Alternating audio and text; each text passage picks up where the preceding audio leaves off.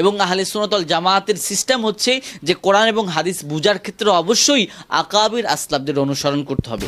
আসসালামু আলাইকুম ওয়া রাহমাতুল্লাহি ওয়া বারাকাতুহু। সমসাময়িক জনপ্রিয় শিল্পী মশিউর রহমানের একটি গানকে কেন্দ্র করে প্রচুর পরিমাণ সমালোচনা হচ্ছে। আজকে সেই বিষয় নিয়ে আলোচনা করব। প্রথমেই আমি গানের কথাগুলো আপনাদেরকে শুনিয়ে দিচ্ছি। গানের প্রথম যে কথাগুলো হচ্ছে যে কে বলেছে তোমার পীর, কে বলেছে আকাবির, কে বলেছে তোমার বাপ দাদারা, এসব কিচ্ছা ছাড়ো, যদি বন্ধু পারো কোরআন হাদিস আঁকড়ে ধরো। কথাগুলো মূলত এরকমই ছিল। আমি এই গানের মধ্যে আসলে কোনো ভুল আছে কিনা বা এই গানকে নিয়ে সমালোচনা করার কোনো সাইড আছে কিনা সেই বিষয়ে নিয়ে আলোচনা করার চেষ্টা করব। প্রথমেই আমি বলবো যে আপনি যদি কোরআন এবং হাদিস মানতে চান অবশ্যই আপনাদেরকে আকাবির আসলাফদের অনুসরণ করতে হবে। যদি আকাবির আসলাফদেরকে আপনি অনুসরণ না করেন, অনুকরণ না করেন, অবশ্যই আপনি গুমরা হওয়া এবং পথভ্রষ্ট হওয়ার সম্ভাবনা রয়েছে। সেক্ষেত্রে আকাবির আসলাফদেরকে কোনোভাবেই ডিনাই করার কোনো সুযোগ নেই। আরেকটি বিষয় হচ্ছে গিয়ে শুধু জামাত ইসলাম না, কওমি না, সুন্নি না, আহলে হাদিস না, প্রত্যেকটা দলের প্রত্যেকটা মানুষই তাদের আকাবের মুরব্বীদেরকে মানে। ইভেন আমি যদি বলি যে শিল্পী মশিউর রহমান তিনি যে গানটা গেয়েছেন, তার দলের যে জামাত ইসলামের যে ওলামায়ে কেরামগণ আছেন তারাও আকাবির আসলাফদেরকে মানেন এবং তারাও কোরআন হাদিস ব্যাখ্যা করতে গিয়ে আমি দেখেছি যে বাংলাদেশের জামাতের বক্তারা সবচেয়ে বেশি কোরআনে তাফসির করে এবং তারা কোরআনে তাফসির করতে গিয়ে তারা সবচেয়ে বেশি আকাবির আসলাফদেরকে অনুসরণ করে এবং তার আকাবির আসলাফদের ব্যাখ্যাগুলো নিয়ে আসে। সেক্ষেত্রে জামাতের আলেম ওলামারাই তারাই আকাবিরদেরকে মানে এবং আহলে সুন্নাত ওয়াল জামাতের সিস্টেম হচ্ছে যে কোরআন এবং হাদিস বুঝার ক্ষেত্রে অবশ্যই আকাবির আসলাফদের অনুসরণ করতে হবে। সেক্ষেত্রে আমি বলবো যে শিল্পী মশিউর রহমান ভাই আমার প্রিয় একজন ব্যক্তি, আমি তাকে খুব পছন্দও করি এবং সঙ্গীত জগতে তার অনেক অবদান রয়েছে। তারপর আমি বলবো যে এই গানের মধ্যে অবশ্যই প্রথম যে কথাগুলো রয়েছে এই কথাগুলোর দ্বারা সমালোচনা হওয়ার সম্ভাবনা রয়েছে এবং এই কথাগুলো এক প্রকারের ভ্রান্ত কথাবার্তা এবং এই কথাগুলো বলার মাধ্যমে ভিন্ন দলের যারা আকাবির আসলাফদেরকে বেশি অনুসরণ করে তাদের সাথে দ্বন্দ্ব হওয়ার বড় একটা পন্থা হতে পারে।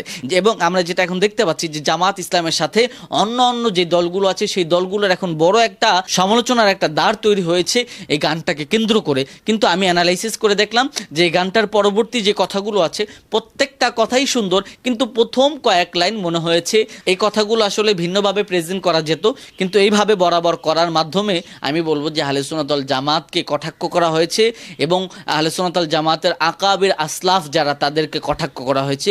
এটা কোনোভাবেই ঠিক হয় নাই।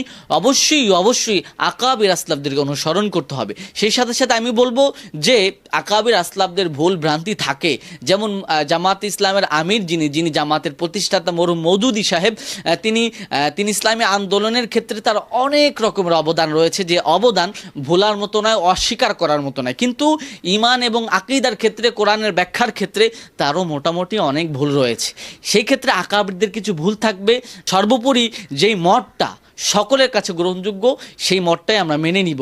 শুধু একজন আকাবির ভুল করেছে এজন্য পুরা দলটাকে আমরা ডিনাই করব, আহলে সুন্নাত ওয়াল জামাতকে ডিনাই করব, আকাবির আসলাফদের সমস্ত আকাবিরদেরকে আমরা ডিনাই করব, এটা কোনোভাবেই সম্ভব নয়। তো আমি সেক্ষেত্রে বলবো যে মশিউর রহমান ভাইয়ের যে গানটা আছে এই গানের যে প্রথম 3 লাইন কথা স্ববিরোধী, বরঞ্চ এটা জামাতের বিপক্ষেও যায়।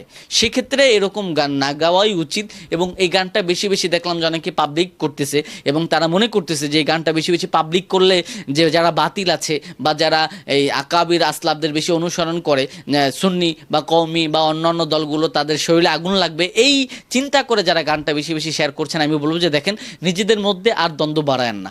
শুধু একটা ছোটোখাটো বিষয়কে কেন্দ্র করে দ্বন্দ্ব বাড়ানোর কোনো দরকার নেই।